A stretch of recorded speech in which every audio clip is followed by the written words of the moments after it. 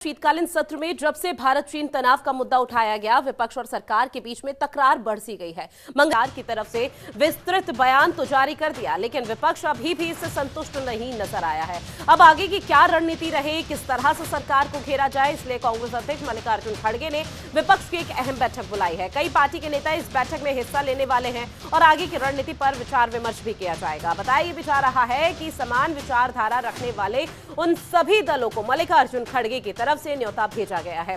बैठक में प्रमुख मुद्दा भारत चीन तनाव ही रहने वाला है। वैसे भी विपक्ष की तरफ से आरोप लगाया जा रहा है कि सदन में उन्हें इस मुद्दे पर अपनी बात रखने का पर्याप्त समय नहीं दिया जा रहा है। सरकार से भी जिस प्रकार के जवाब की उम्मीद लगाई जा रही है वो नहीं मिला है और इसी वजह से सरकार को किस प्रकार से घेरा जाए, इसलिए इस बैठक को बुलाया गया है।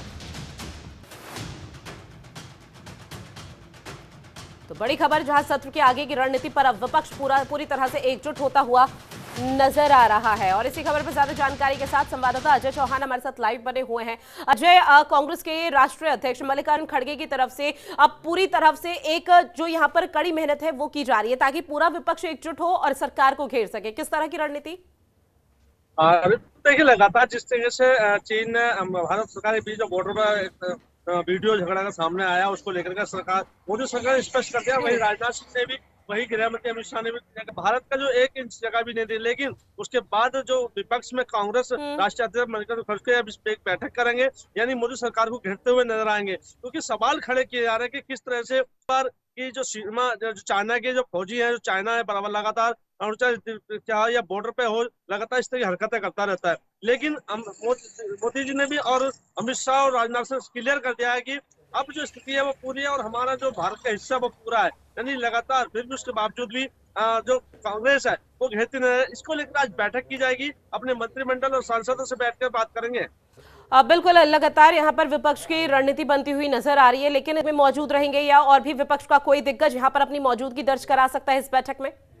अरे तो देखिए, इसमें उन्होंने सभी को न्योता दिया है जो इनके विपक्षी हैं, चाहे वो ममता बनर्जी की तरफ से हो, चाहे और भी सांसद हो। लगातार सलिन चल रहा है, सदन भी चल रहा है, उसी के बीच में इन्होंने बैठक अपनी बुलाई है ताकि मोदी सरकार को घेर सके।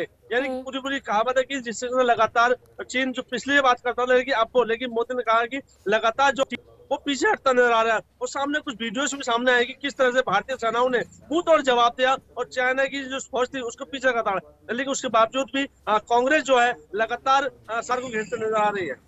बिल्कुल, लगातार विपक्ष यहाँ पर अपनी महत्वपूर्ण भूमिका निभा तो रहा है, लेकिन ये वाकई में दुर्भाग्य की बात है कि इस तरह के मुद्दे पर भी यहाँ पर राजनीति हो रही है। पक्ष की तरफ से अलग तरह की बयानबाजी आती है, सत्ता पक्ष की तरफ से विपक्ष अलग तरह की बयानबाजी कर रहा है। ऐसे में ये बैठक होने जा रही है। इस बैठक में जाहिर सी बात है कि अब आगे की रणनीति और किस तरह से सरकार को इस मुद्दे पर घेरना है जो अभी यहाँ पर भारत चीन का मुद्दा गरमाया हुआ है, इसको लेकर। लेकिन इस बीच अब सत्ता पक्ष का क्या कहना, उनकी किस तरह की तैयारी, किस तरह से जवाब देंगे, क्योंकि अब मुंह तोड़ जवाब चाहे विपक्ष के लिए हो या चीन के लिए हो, दोनों को देने का समय आ चुका है। ऋतु देखिए, लगातार जिस तरह से भारतीय राष्ट्रीय अध्यक्ष बीजेपी के अमित शाह ने कहा कि आज जो भारत है वो सीमा के बिल्कुल सटीक है और लगातार चाइना को मात देता रहा है, क्योंकि वो भारत नहीं रहा जो पहले था। भाई राजनाथ सिंह ने कहा था हमारी जो तीनों सेनाएं हैं मौजूद है और लगातार जवाब दे रही है। भाई प्रधानमंत्री मोदी ने भी कहा।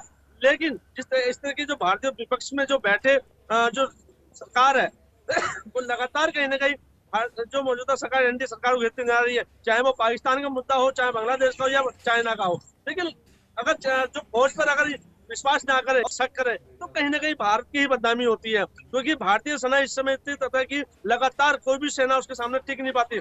उसके बावजूद भी इस तरीके की जो घटनाएं सामने आती है, बातें सामने आती है, तो कहीं खराब होती जा रही है। लेकिन जो हमारा हिस्सा है वो हमारे भारत के अंदर रहेगा, चाइना तक भी इसको लेकर नहीं जा सकता।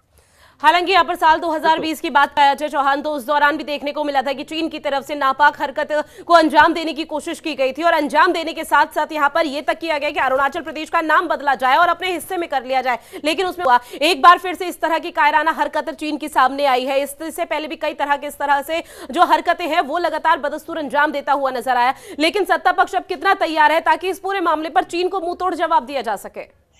तो देखिए, अगर बात करें अरुणाचल की जो हिस्सा है वो अभी तक ये क्लियर नहीं हो पा रहा है कि चाइना का हिस्सा कहाँ है और भारत का हिस्सा कहाँ है। वो मैप पूरा क्लियर नहीं हो पा रहा। चक्कर में ये घटनाएं होती हैं।